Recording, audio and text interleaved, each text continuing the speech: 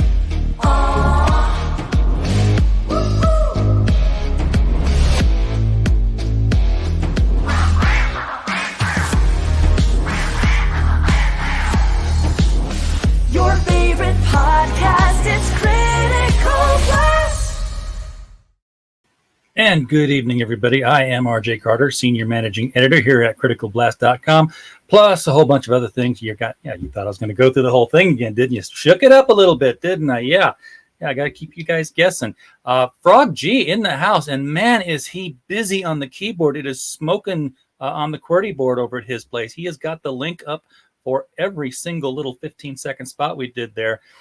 You must have one heck of an indexed list of things we can just copy paste. That is a fantastic service that Frog G does out of the goodness of his own heart to promote comics, and we salute you, sir. Thank you very much for your time and effort on that. Mike Walters has been here, already shared and liked the live stream. Thank you, sir. Always appreciate having you in the chat here. Tonight we are going to celebrate a pre-launch. It's not launched yet, but it is just about to. So we are going to get some more information on that, get some more excitement built up on this campaign. That's part of the process. You got to go through the whole pre-launch publicity to get the word out on this campaign. So that's where we're going to go to Indiegogo tonight. And with us, we're going to have Miss Rena. Miss Rena, how are you doing tonight? Hello, I'm doing good. We have got to work on getting you an icon for your avatar. So we're not staring at the big white eyeball. Yeah, well, there's my icon. That is your icon? Yes.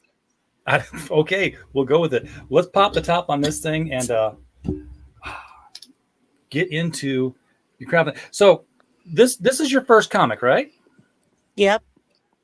So what's it been like so far? Just going through the pre-launch and going on all the shows, showing off the artwork that you have got available.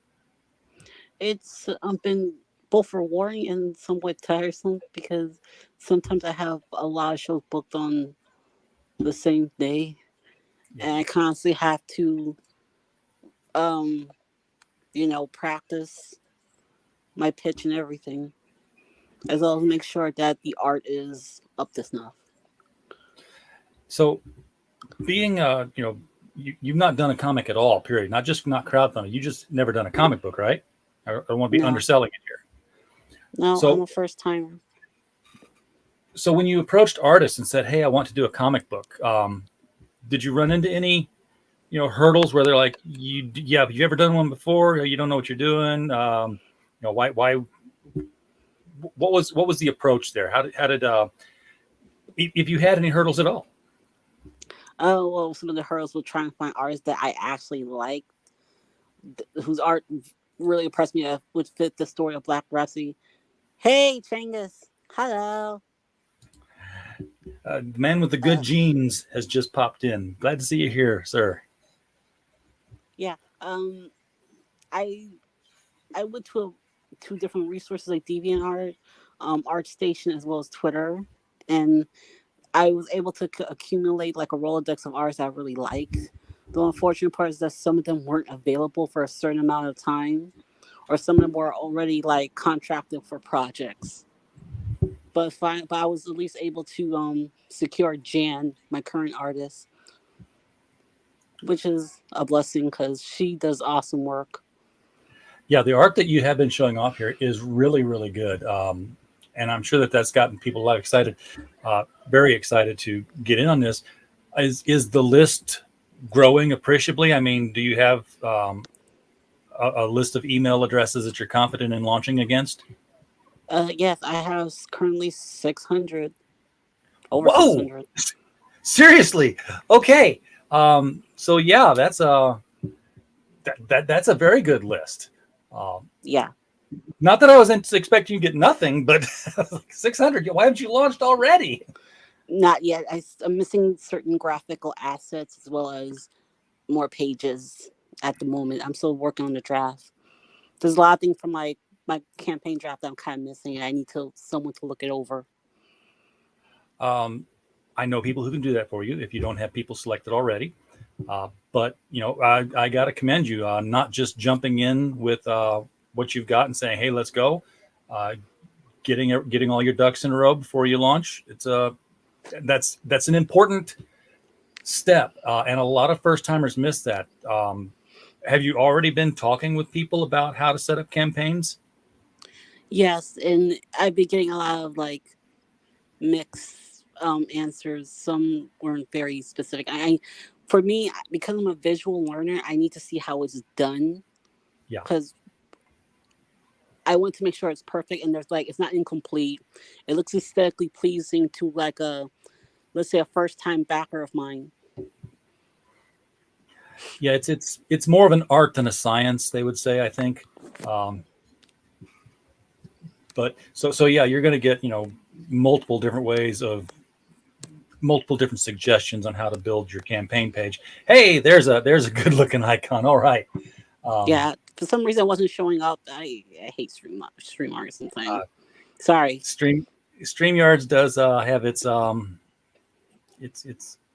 ups and downs. When it's bad, it's very, very bad. When it's good, it's great. But, yeah, I was under the impression that my icon was showing. I'm so sorry. Oh, that's okay. No, that's why I said I'm looking at this big white eyeball here, and it was like, I know she's got an icon. Even Mike knew you had an icon, but he was waiting for it. Holy Ninja's here, saying hello. Glad to see Holy you. Ninjato.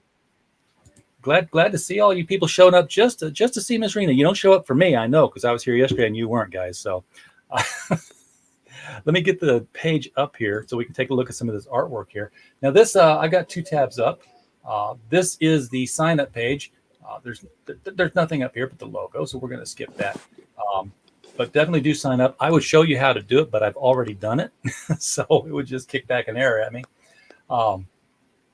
These three characters here do not look nice at all. Can you tell us a little bit about who they are?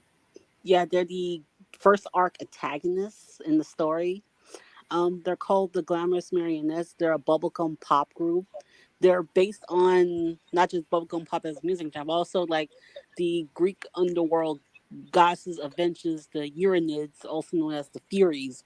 So Yeah. from left to right, you have Alcito, Megara, and Tisphane, and they work for the big bad Dulcibella.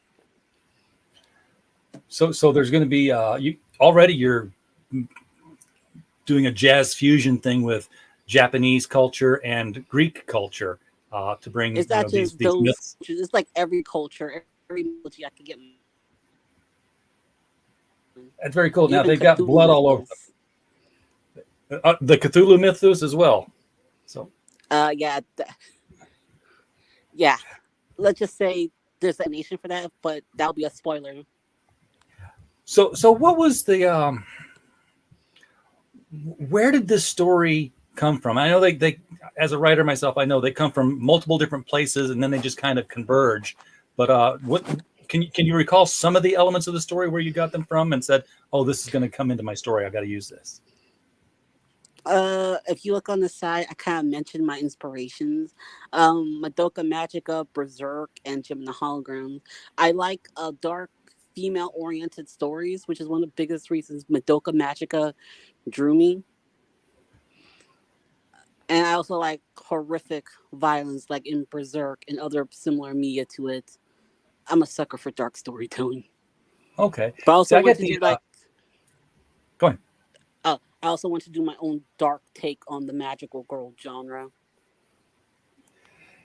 Yeah, I used to read a lot more. I used to like the urban fantasy stuff and the dark stuff. And I can't remember the names of the series, but Holly Black had one, and it'll come to me.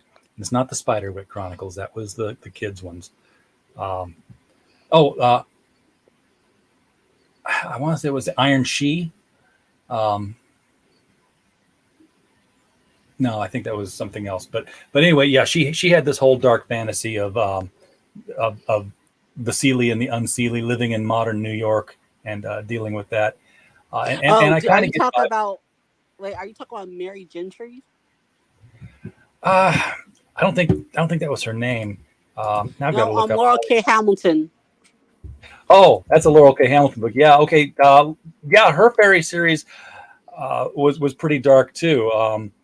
Her I'm a dude, and her series was way more sexual than I was ready for. Yeah, I know. I've read it, but I love her take on the Fae. Yeah. Oh, the book was Ironside. Yeah, because I made a book about a joke about how her character was the Iron She of the Ironside series. Yeah, the Cruel Prince, the Tithe, all of that stuff was part of a series. Really good stuff. And again, I get vibes of that from images like your main character here with the guitar. The main character is not named here. God, do I know? Cyborg Green. She knows what I'm talking about. Yeah. Oh, yeah. Mary Gentry and Anita Blake. Yeah. Bronwyn's Tears, Valkyrie. Just go look up Mary Gentry and Bronwyn's Tears. Oh my God! Oh my God! Oh my God! That scene in the police station was where I'm like, what am I reading? And oh God, is the door locked? I know that reference. Oh my, I love that. I love that type of storytelling. I'm not too big on romances, but holy crap. It's like, that's better than Love Potion number 9 right there. It's basically a date rape drug. Yeah. It's like, and it's like, you put it on yourself and everybody has to have you. Because all the male cops that were straight were climbing over each other, and a couple of the female cops outed themselves. That was yeah. I have to go back and read that series, man. Yeah, that was the first book, so I don't even know what happened in the rest of them. That was the whole series. She was supposed to be like producing an heir, so she was like always sleeping with somebody. Yeah, and she was just And like there was the twist where the babies turn out to be like they have 3 fathers, so that means all the men are kings. Yes. Oh, Like, how God. does that work? I met her at a convention in St. Louis, and of all the books I had her sign, I had her sign an anthology called Superheroes because she had a short story in it about a superhero. And I was like, I always get people to sign weird stuff, but they never, I never get people to sign the thing that they're most known for. I'm always like finding this obscure thing that hit before they hit, and getting that signed because I don't know, I just think it's funny. I think nobody else is asking them to sign that stuff, and it's refreshing too. So this is sort of like a very bloody battle of the bands because they're a pop group. She's a pop singer. Music plays a big role in this story. Mm-hmm. That's your cue. Say, yeah. Althea is not pop per se, but yeah, they're all based on different genres. Oh God, the Giotto. I'll just let that one slide. Althea is based on Ethereal Wave, which is a goth music genre. Okay. But oh, I mean they do come together somewhere in the music world, I would guess. Yeah. She's going to inevitably have to form a team of magical girls to help her combat the. I don't think this is a spoiler, but this is what's going to lead to help her combat the evil villain. Okay, and the evil villain in this case is who these ladies here work for. So she's already outnumbered, and depending on how old Althea is, she's probably also very out experienced. Althea is not experienced. She Okay, thinks so she's experienced, but so she's probably as young as she looks. It's hard to tell with magical based creatures. So, well, she's technically. Well, this is before the reveal what she actually is, but she is a teenager. And this has a very I mean, I don't see it here. This has a more of what would I call it? A comic book realism style to it. But then there's also these scenes here which are very very manga-esque. So does the art kind of go back and forth depending on the mood being conveyed, like manga is known for doing? Yes. So who's the who's the lady that's dealing with her here, making a record deal, obviously, according to the overlaying text? Well, it's not a record deal, but it's more like welcoming her. But that's Daphne Kell, the talent coordinator of Nebula Tune Records, one of the like top record labels in the world of Black Rhapsody.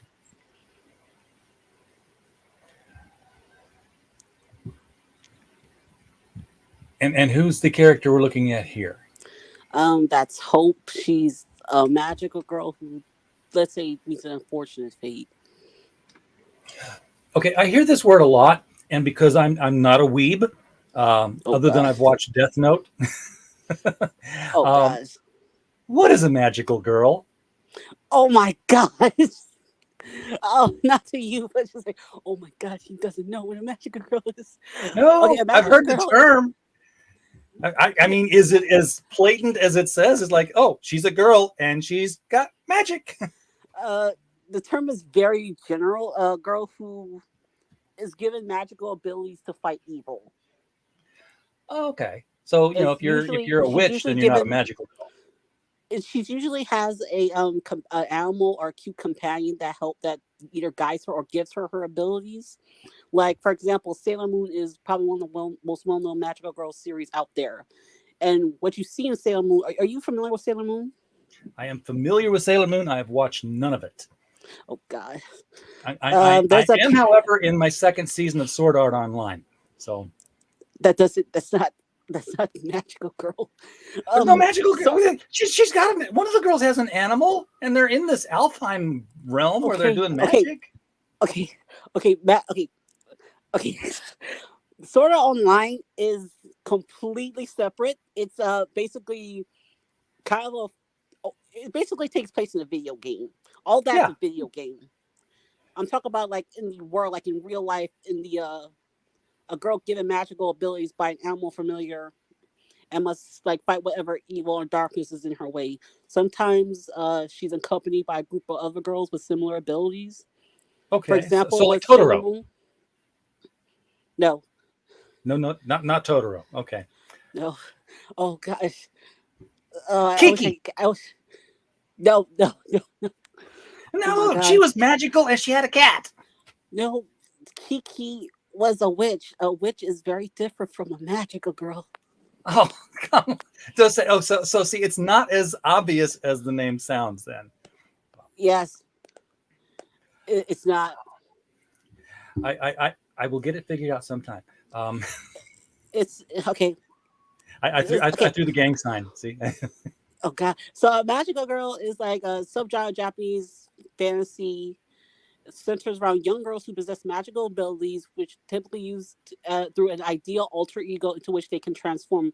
So, like for Sailor Moon, you have Sailor Moon, the heroine, and then you have Yusaki Tsushima, the civilian identity. So it's similar to superheroes, but done in okay, like so a more cutesy way. it's like the 1977 Wonder Woman. Similar, Yeah, but she had different. the transformation. Okay, yeah, I'm getting it now.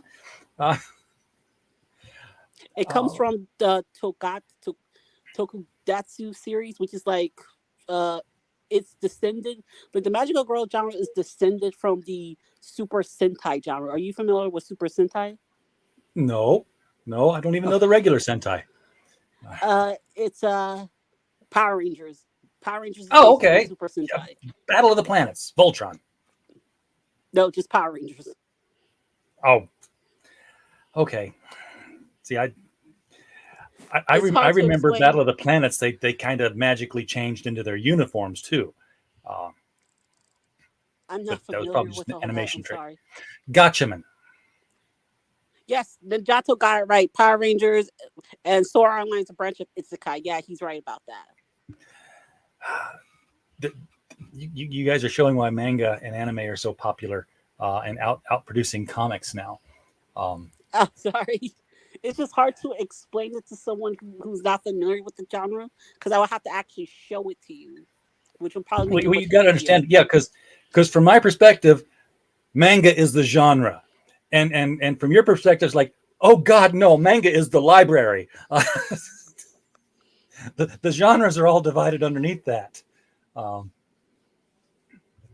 oh, Gotchaman is correct. I was right. I got one. Oh, Cool. Gotchaman. I'm not familiar with Gotchaman, so I wouldn't know. Well, Gotchaman got translated into the U.S. as Battle of the Planets, and then they added some American scenes to it so that the American kids could relate. They put a little cute robot in it to do the interstitials and pretended it was actually part of the series. Yeah. Ooh, it was Yeah, okay. Raging 2 Broadcast Network got it right. Sally the Witch, Magic Angel, Super Sentai. Sumu is the most best and most common example of the magical girl genre. Manga is the medium. Yeah. Okay. Hmm. Yep. And manga, according to the Japanese friends I've asked, said it just means comics. It's like, Yeah, then it's why are we Japanese calling it comics. something separate? It's But separate. it is separate. It's separate but equal. Um, and and Yeah. and that's why it's like you've got, depending on the argument being made, you're like, manga's outselling comics. But if you're in the comics and you're like, comics are doing better than ever because manga is comics. I skipped over here because I didn't want to accidentally. You never know what's going to be on your Twitter timeline at any given moment, especially mine. So I wanted to make sure I got this up here with just your pictures that you had passed over. Now, this is one we got a little clip of here, but we can see even more of it in full page example here. Jan Apple's work. And by the way, she is at Jan Apple. What is it? JanApples13.com or JanApple513.com. Go Googling, folks. You'll find it. It's Jan Apple 513. Thank you. And this is, again, the girl we saw before. She's looking back. This cat has something to do with it, I'm sure. Because cats and manga. Yeah. Right. Cats are familiars, which means that there's not a magical girl, but a witch behind that window. No, it's different. Oh no! See, just when I think I get a handle on this thing, Okay. There's some overlap between magical girls and witches, but there is a difference. Oh my god, it's just gonna be hard. I have to show it to you. They are separate. Manga are comics, but they're not comics. So they're separate but equal, and they're more equal than other comics sometimes. Yeah. I'm glad all the Orwell jokes are going over well tonight. Now, here's something I do want to ask about, because comics are a very visual medium. It's words and it's pictures. So how difficult is it to tell this kind of story that's so much based on music? Because no one can hear the music. I show it through, Jen shows the different visualizations. Like each girl is going to have, their song is going to have a special effect to it. Like with Althea, when she's in her Hecate mode, there's kind of they can almost misty effect, if I can best describe it. Okay, so you give visual cues to the music. Yes, because that was something I was also thinking about when it came to the musical element of the series. Show it through different cues and aesthetics. Have you talked with anybody about doing a couple of original tracks to maybe be an add-on to something like this? Because it's not that it hadn't been done before. I mean, the Archies had a #1 hit with Sugar Sugar. Yes, I've been in talks with some artists that I found who I would want to do a album for my campaign, but it will have to be a stretch goal, because some of these artists, they're very experienced and also very expensive. Oh, I bet. Yeah, I mean, you could have somebody doing a song that Althea would have been performing, and then you can get a K. Would it be K-pop or is it J-pop? What's the three Furies? What is their brand? Bubblegum pop. Bubblegum pop. Okay. Okay. I don't even know. I'm gonna have to find out what the difference is now between bubblegum pop and K-pop. Bubblegum pop is usually music oriented towards kids. So basically, if you ever heard of the series called Kids Bop, where they take popular songs and kidify it. Yeah. Or Okay. what the hell the Disney Channel is. Okay. Yeah. The Disney Radio. Gotcha. Okay. Yes. Nita, I am getting very educated tonight here. We get it won't make you educated. Yeah. So it's not like it's a K-pop thing. They're just singing to kids, which makes it even creepier because they're these killer monsters. Yeah. You probably eat children. Yeah, probably. But yeah, I mean, you can get a kids bop song on there, a bubblegum pop. And there's another big shot of them. These are bigger pictures that are on the campaign. You told me before we started when you were launching here, but can you remind everybody who's watching when this is going to kick off? I plan to launch April 29th. 17 more days. Yes. You got are you already booked on somebody's stream for the big kickoff bump? Yeah, I'm gonna go on Pop's CromCon Ladies Night. Oh, it's the same night as that. Okay, then. Very cool. I just went further down in your stream here. I hope I'm hitting the right art. Yeah, you're killing the right art. Yeah, this is some good character study of Althea. I like this. I like this a lot. Yeah, Althea's personality could best be described. You wouldn't know the references. Everyone who's watching might know the references, but I don't think you would know. It's It's basically Kylie from Near Replicant meets Ryoko Montoya from Kill la Kill. She's a foul-mouthed gothic teenager from the hood with an attitude, and her mouth kind of what jumps off the story. But it's just a veneer. She has a heart of gold that's very sensitive underneath, and she's putting up this exterior to protect herself, right? Yes, Okay. I did not forget that. I can get some of the tropes. Yeah, she's basically what you would call a tsundere.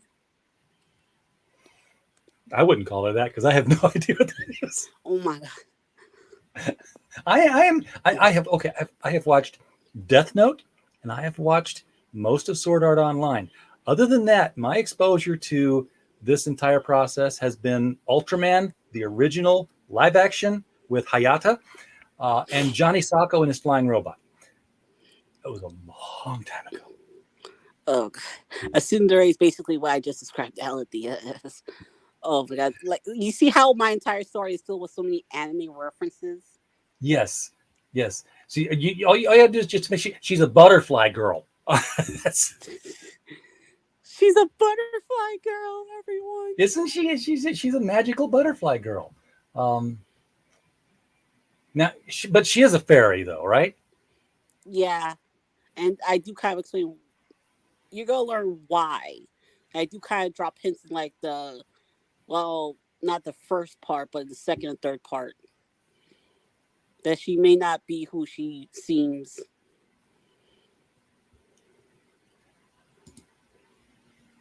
And there wings and no wings. Nice rat. I like the outfit design. Did you did you work with Ms. Apple on how to get that dress to work? No, I this was before I met Jen. I think a little bit before. Not before, but before I contracted her. I worked with character designers to kind Okay. of like um formulate her final outfit, because I went through like several designs, and this one was the best because it kind of like it's unique. It captures that very gothic aesthetic, but also like being like asymmetrical, like not Yeah. like kind of like Hecate, kind of like the real life god she's based on. Like Hecate doesn't really um she doesn't really follow rules. She goes by her own, the own beat of her drum. And that is one thing that I have noticed with even the mangas or the animes that I haven't watched but I've seen scenes from, is that the costuming is very elaborate with Yes. their dresses. Almost impossible to cosplay. I looked up No, manga it's not. cosplay. Well, and it's No, not it's not. impossible, but Trust me, you cosplayed it. yeah, I've seen women literally cosplay Ivy Valentine from Soul Calibur. If you look up Ivy Valentine right now, you'll be wondering how the hell can these women fit into that outfit? It's string. I'm looking it up. Images. Manga cosplay. What the hell is Gothic Lolita? Never mind. I don't want to. Oh my It's god! a style fashion. It's a style of fashion. Yes, it is. Yeah, these are strings, and whatever convention she went to, I'm not old enough to get into. Um, so, now, this is an interesting take. This isn't the take you ultimately went with, but it's still Yes. reminiscent of the style you do have. So, liking that. Now, I'm just going to keep clicking artwork down here. This is not out. This is the main villain, Dulcie Bella. She is basically not so well, not so subtly based on Beyonce Knowles. Nothing wrong. Well, yeah, naturally, villain. And she's very, very old, I'm guessing. One of these Yes. cosmically old beings. Yeah. What does she want? Power, like any other god. Like she wants to be the sole goddess of the world, and she wants to do that through the her music. Okay. And her music is going through the three bubblegum pop singers. So No, no. kind of, sort of. She well, okay. I have to explain this. This is. I have to explain to you without spoiling certain parts, but The record label that Daphne works for is basically helping her accumulate followers. And she Okay. uses like different singers, such as the Glamorous Marionettes. They're not the only ones. There are other singers you're going to like see in Black Rhapsody to accumulate followers. So basically, think of how a priest or bishop goes out to people and like sings God's praises. I don't think I'm explaining it right. But let's say She's getting someone, followers. yes, he's getting followers through the other singers. Okay, so by proxy, They're, it, yes, they kind of it like sing her filters praises through my to the singer and then masses. up to me. Yeah. Okay, I can dig it. Yeah, I mean, I don't know if I explained it right. I'm flashing on all the shows that were musically based with heroes and villains facing off against each other, and you're never going to know them. But I'm thinking of things like Kid Video, where they were on the flip side, and of course the classic and inimitable Sid and Marty Krofft's The Bugaloos. Yes, the Bugaloos. They're here and there and everywhere. I don't know who they are. And I had a crush on on the female Bugaloo. Oh, the Bugaloos were just three. Okay, imagine it's 1970, and children would tune in to watch teenagers, or young 20-somethings playing teenagers in like little fuzzy furry costumes with bee wings on the back of them. And Joy was her name. And they were playing 70s, late 60s bubblegum music. I mean, it was just like, yeah, yeah, yeah, yay, hey, hey, stuff like that. And their music got overheard by who was the villain of the Bugaloos? Now I got to look, because I almost said Benita Bazaar. And that's obviously Power Rangers, but it was very much, no, it was Benita Bazaar, played by Martha Ray. And I'm sorry, these references are going over my head. I have no idea. Yeah, how does it feel? I'm sorry, RJ. I'm sorry I made you feel this way. Anyway, she hears their music, and she can't sing a lick, but she thinks she can. She's always singing, and it's awful. But she thinks that if she has them as backup singers, she'll be powerful. That's the premise of the entire series.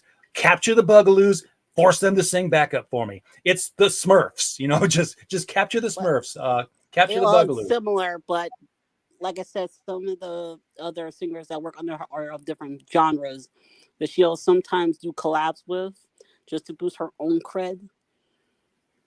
But yeah, they can't be like more popular or equal to her because she's a god.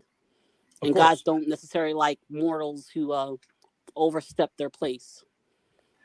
So what is the conflict between her and Althea? That's a spoiler. Because I can think of multiple, like, is she trying to get Althea recruited to her record label because I need to reach people through your music, or is she like, is your music counteracting my music? You must be dealt with in such a way. So many ways this can go. You're not wrong, but there's actually a pretty funny, let's say in the first part, there's a pretty funny twist that kind of like kicks off the entire story. It's all Althea's fault. Miss Rena's got it covered, Mike. But appreciate the offer. Mike was going to come in and translate the manga and anime references for me. I'm learning. It's fun to learn.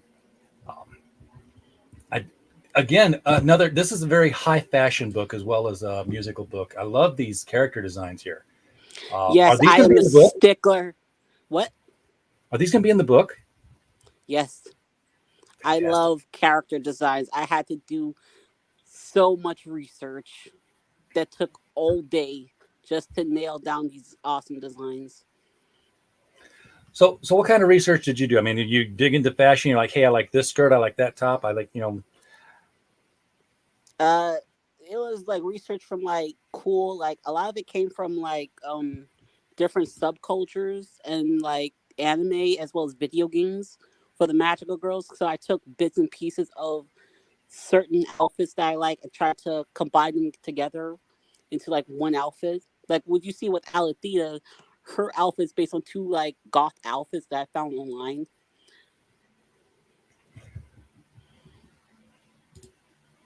I'm loving it. And then here's that final image of her. That's different than the first image I had of her, right? Yeah, it is. She got more of that evil smile on her there. Very dark blue. Is this going to be a color book? Color is going to be a stretch goal. It's going to be black Okay. and white.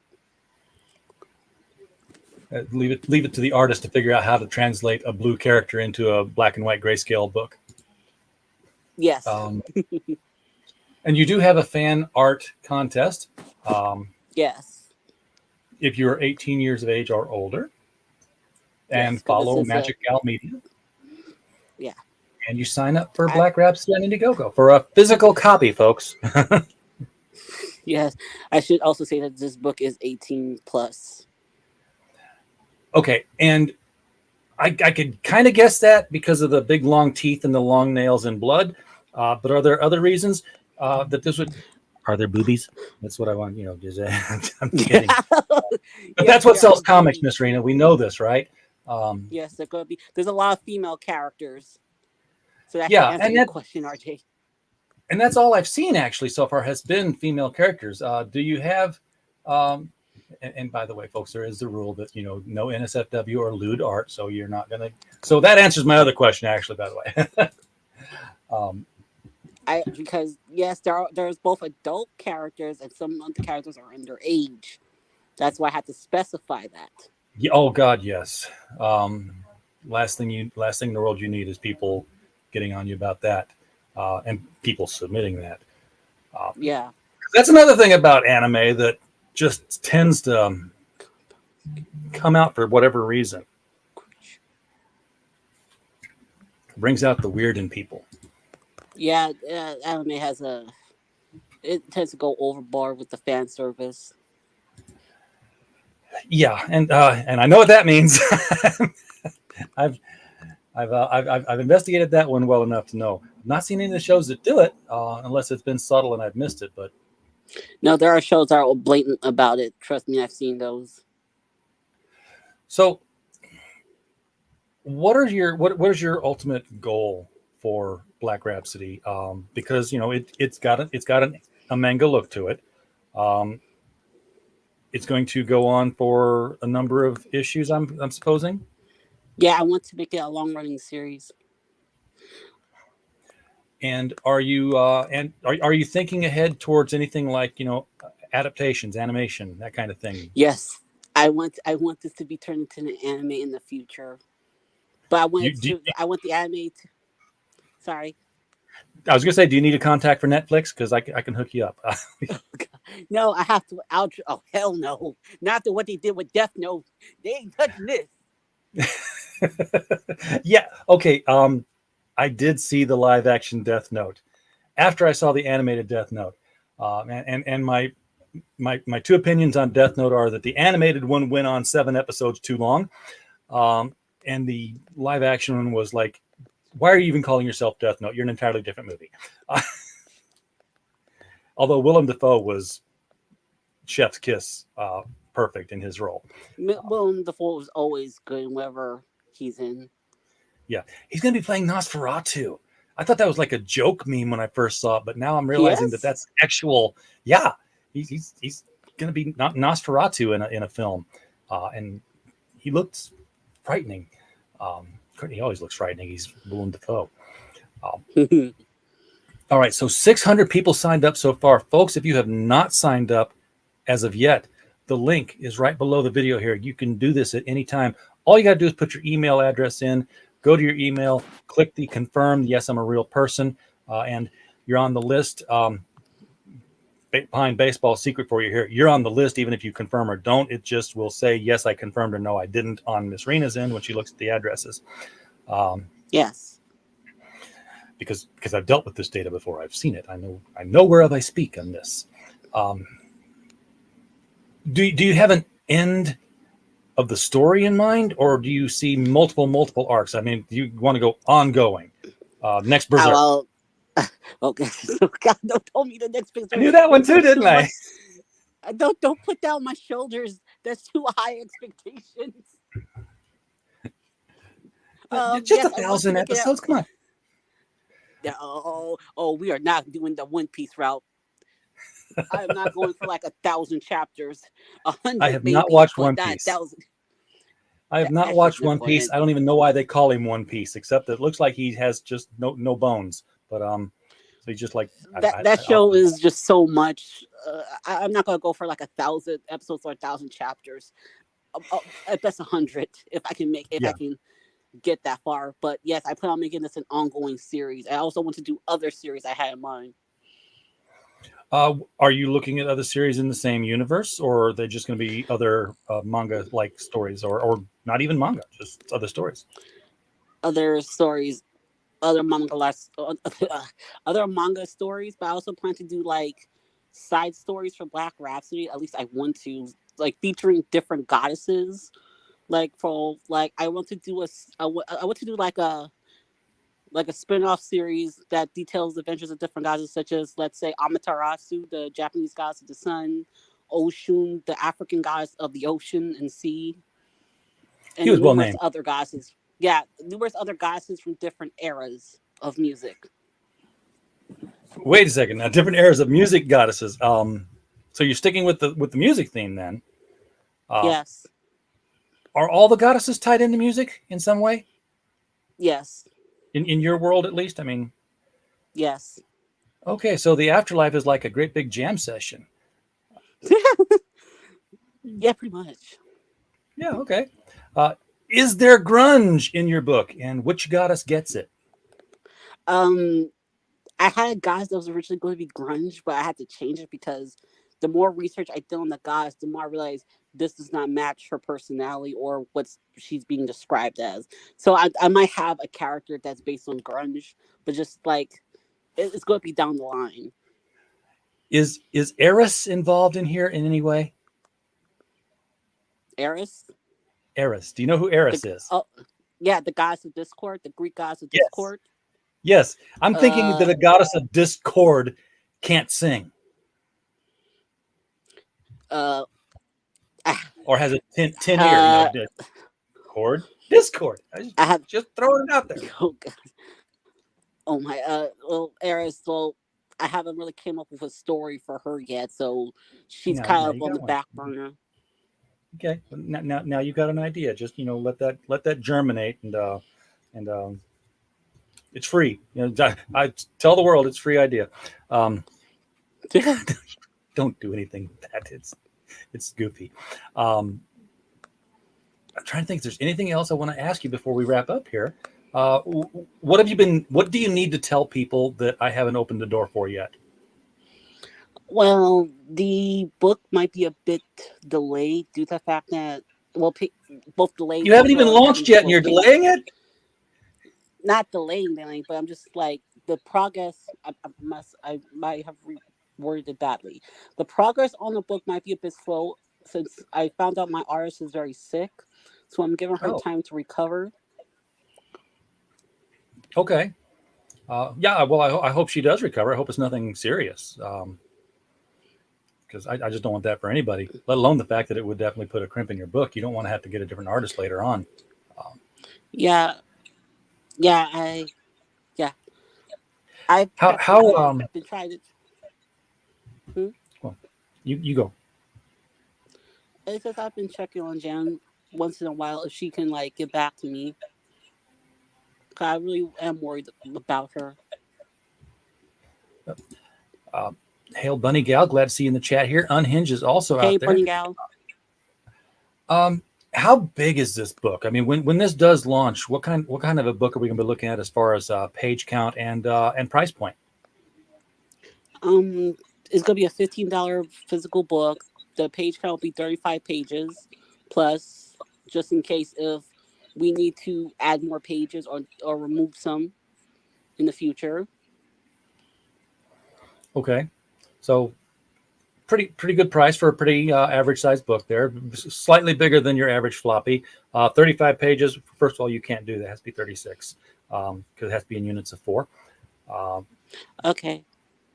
It's the only way it works out. There's not a one-sided page anywhere in the world, at least not in this 3D universe we live in. Okay. I'm guessing that would probably... So I might have to click. Yeah, well, you probably end up with a 48-page book by the time you're done with stretch goals and by the time the story expands out, which it's not a huge jump from 35 to 48, especially if you start throwing in pictures of the character design sketches and such. That'll fill up some space there. Okay, so I might have to change the page count in the future once like enough progress has been made. Yeah, well, yeah, that's the thing is when you are laying out a book, it almost always, unless you're going for perfect bound, but if it's going to be saddle stitched with staples, you have to count by 4s because, one sheet of paper's got 1, 2, flip it over 3, 4. That's your full page count, and then the staple down the middle. Okay, so I'll see if I can serious work inside something with baseball Jan talk out. there. Yeah, well, you're I'll only see if I can work needing one more something. page. Yeah. Yeah. All right, Miss Rena, thank you so much for the fun discussion on all things Weebery that educated me to the basis of Black Rhapsody. Maybe I'll get a little spoilers. What did I spoil, Frog? I spoiled the page count. No, we are not counting covers for the page count. That would be indecent. Covers are never pages. But Oh, that seems like a good idea. Unhidge his comment. A thank you note. You can always leave the 36th page as a thing. Well, yeah, and that's what I mean. A lot of people do that. You can have as many pages of story as you want, but the book has to have physically this many pages in it. And a lot of people do that. They'll last page will be like, Miss Rena would like to thank blah blah blah blah blah blah blah blah blah all the people who backed it, such and such.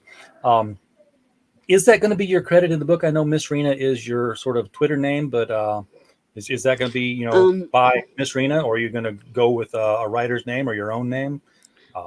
I'm going to go off my own name. All right, get that name out there because the story looks interesting. I can see you finding some success with this that will take you beyond crowdfunding. If you yes, I want to make this an anime. That is my dream. I can see it happening. These pages just scream out for adaptation. Jan has really got a handle on this. So, the story sounds intriguing. The art looks great. What more do you want, guys? Sign up so you're notified when this thing launches, and then hit CromCon on the 29th. That is, if I recall, it's going to have to be a Saturday, I think, isn't it? No, that's Friday. Friday. Friday night. Because I know this CromCon is cut a day short because Sunday falls into May. So I'll be on there 3:15 Saturday afternoon, talking about shipping comics. Yeah, Aaron H. Jordan. I want grunge backing it anyway. What else can I say? No, never mind. I won't start talking Nirvana songs. I won't sing them, but I won't talk them I'm now not either. familiar with grunge as a music genre. Anything by Nirvana. Just Smells Like Teen Spirit. That is the music genre of grunge. If you're looking at the guy and he's wearing a plaid shirt, but he's not putting his arms through it, he's just kind of like tying it around his waist. You're listening to grunge. So okay, so I have a question. What's the difference between grunge and emo music? Okay, so like the difference between grunge and emo music is emo is like if grunge had a bastard child with goth and they ignored it. Oh God, that's one way of putting it. Yeah. It's like I'm grunge and I'm goth, and my parents don't understand me, so I'm just gonna sit here and cry. So emo is basically that adolescent phase of grunge. Yeah, kind of. I think it came after grunge, but because grunge was very much a product of the early '90s, and became a superhero for Gen 13, named Grunge, because that was the music he liked, and I forget what even his power was, but that's what he called himself. That's beside the point. Anyhow, Miss Rena, thank you very much for bringing Black Rhapsody on here tonight. Looking very forward to this getting launched here. Would love to be a backer on it. I'm already signed up for the notifications. Everyone else out there in the chat, I suggest you do the same. And we're very grateful that you came tonight, chat, to what? Wish you would hop up off that ledge, my friend. I'm not hopping off any ledges. He may be quoting a grunge song as well. Everybody in the chat, you've been great tonight. Really appreciate you guys being here. We don't have a show without you being here. And as always, while you were here, we just hope you had a blast. Good night.